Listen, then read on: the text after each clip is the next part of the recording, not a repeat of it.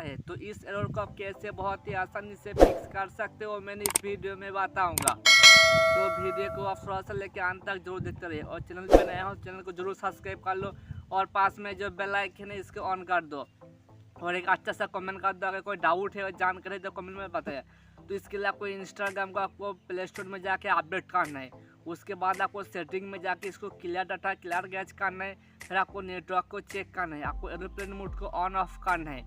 और ये प्रोसेस आपको कैसे करना है और आपको नहीं पता तो मैं इस वीडियो को इन स्क्रीन में 2 वीडियो दे दूंगा, तो वहाँ से जाके आप इस प्रॉब्लम को सॉल्व कर सकते हो।